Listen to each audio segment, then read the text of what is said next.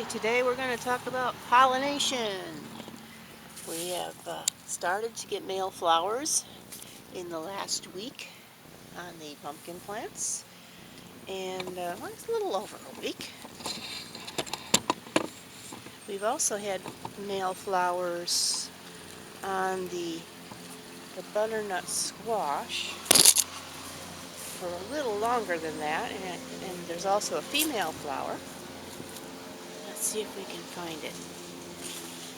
Here we go. Yeah, there's a female flower on a butternut squash. I think you can see it. Yeah, right there.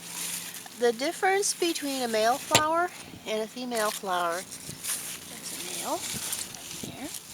The male doesn't have a bulb on the bottom. And that's true pretty much of all these cucurbits, or whatever it is they call them. I've never been able to pronounce things correctly.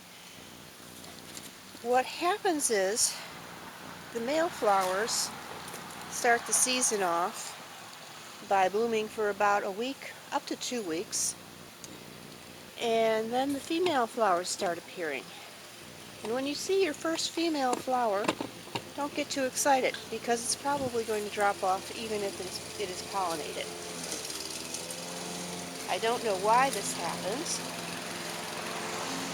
but that's the way pumpkin plants roll. There's a nice male flower. I did find a female flower yesterday on a pumpkin plant, but of course I can't find it now. They tend to be, oh, there's one. That one's not going to last, but I'll show it to you. Here's one right here. Yeah. Oh, whoops, got my little thing in the way. See the difference there? There's that bulb on the bottom, like a little golf ball, and the male flower has no bulb. Right there. And what's going to happen is they're both going to bloom on the same day eventually, and the female flower will be pollinated by the male flower via bees, mosquitoes, wasps. There's all sorts of things that pollinate. And I want to stress that because giant pumpkin growers hand pollinate their pumpkins. It's something that they have to do. They have to choose the perfect pumpkin bulb and then make sure it's pollinated. And it has to be at a certain time. You know, they have to run out there first thing in the morning and do it, usually, because pumpkin flowers only bloom in the morning, usually. So it's really a hassle.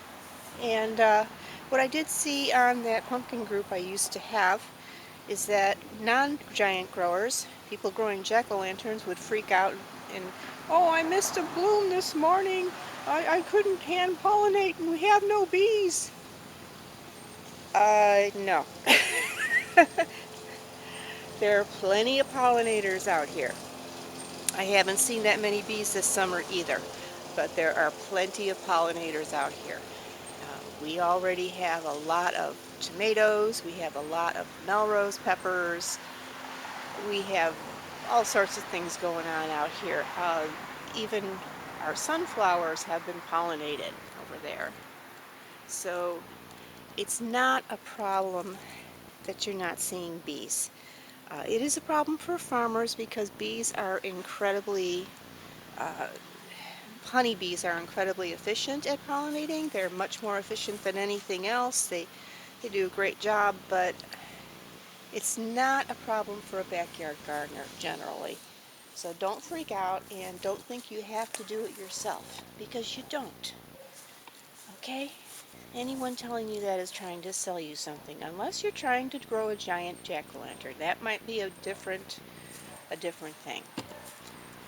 So let's see if we can find any baby pumpkins on the harvest jack vines here.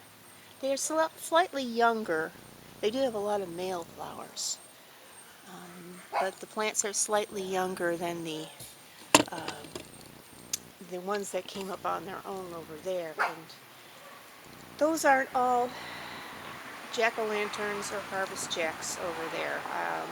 Those are the seeds from jack-o'-lantern pumpkins from Halloween. So they weren't necessarily the variety jack-o'-lantern. I don't know what variety they are. They came up on their own, and they are the reason this garden is so desperately overcrowded this summer. I'm going to try to trim some vines back to allow airflow, and so I don't get teeny tiny pumpkins and I don't get a lot of disease later in the season. But I'm not sure what those are in the front of the garden. If you're looking past the beds over there.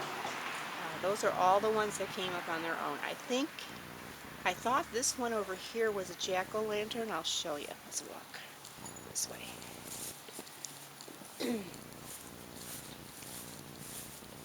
Yeah, I thought this one was a jack-o'-lantern, but the leaves are a little bit rounder. Well, maybe not. Maybe not. Huh.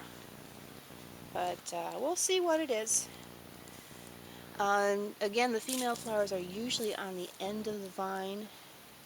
So if we're going to see any, they're going to be not always on the end of the vine, but usually. No, I don't see any yet. I might cut back on nitrogen this week. Not use the pumpkin fertilizer and use bulbs and blooms instead. There's one. Gosh darn it. There we go. But like I said, this is a beginning of the season female flower, and it will drop off even if it is pollinated. So, well, it's hard to tell what that's going to be. That is actually on a jack-o'-lantern vine. That goes all the way back up to the bed there. Or a harvest jack. I think that would be jack-o'-lantern because that's one of the ones I bought. It's older and it's starting to produce female flowers. The harvest jack vines are a bit younger right now. So, but this is the one. I'm not sure what it is. Okay, well, we'll find out at the end of the season. Okay, excuse me. Just got out of bed and I'm all stuffy. And over here we have candy corn, little candy corn. Not such big leaves, still growing like a bush, starting to think about sending up flowers. And so is Rosie. Hi, Rosie. Yeah, that's Rosie. Yeah, she's got to know what's going on. And we have bushy orange. Bushy oranges. I think, no flowers yet. No flowers yet, but we got plenty of time. It's only the last day of June.